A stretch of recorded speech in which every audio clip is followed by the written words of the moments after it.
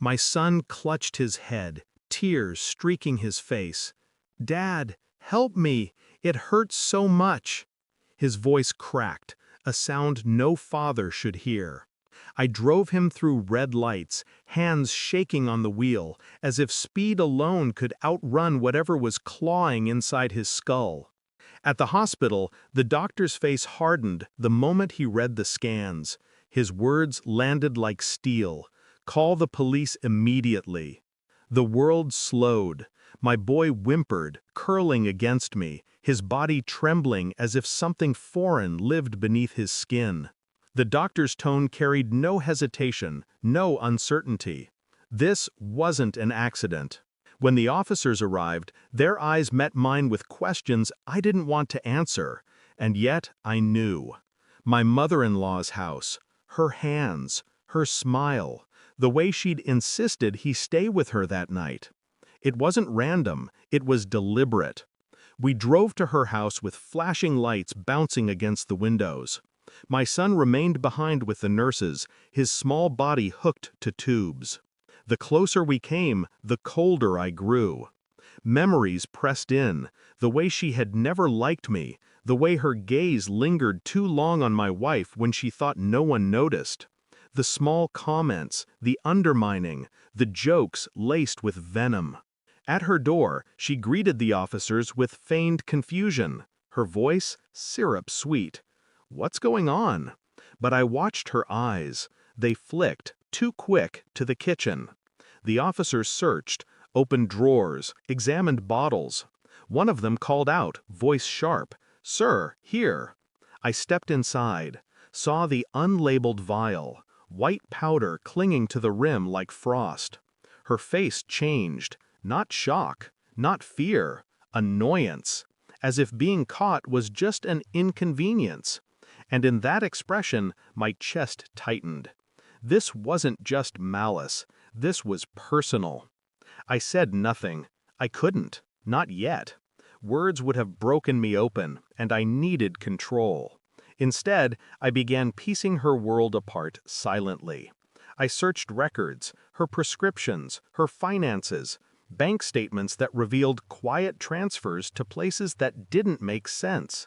I learned about a man, someone she met regularly, someone my wife had once described as a family friend. Phone logs confirmed it, calls late at night.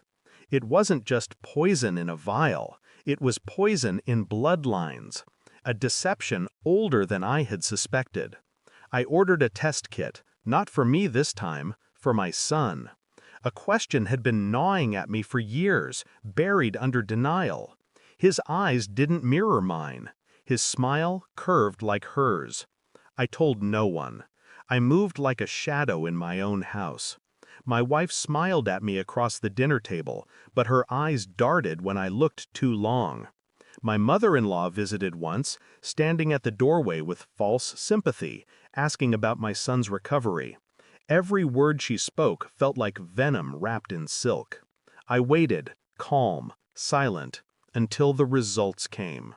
The envelope was small, harmless, yet it held the weight of my entire existence. I opened it with steady hands. Probability of paternity, 0%. I sat in the silence of my study. Not grief, not shock, just the quiet rearrangement of truth. My son, my boy who cried into my chest, whose life I would burn the world to protect, was not mine. He was hers, her revenge, her leverage. That night, I placed the envelope on the table. My wife walked in, expecting routine. She saw it, froze. "What is this?" Her voice trembled, but her eyes betrayed her. They already knew.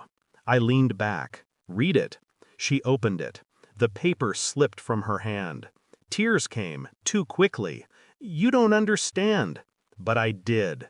I understood everything. I didn't shout. I didn't strike. I didn't even flinch. I slid another folder across the table. Every record, every secret, every transfer traced, every call logged, every hotel bill paid in cash. Her face crumbled. You knew?" I always knew enough, I said. My voice was ice. I just needed proof.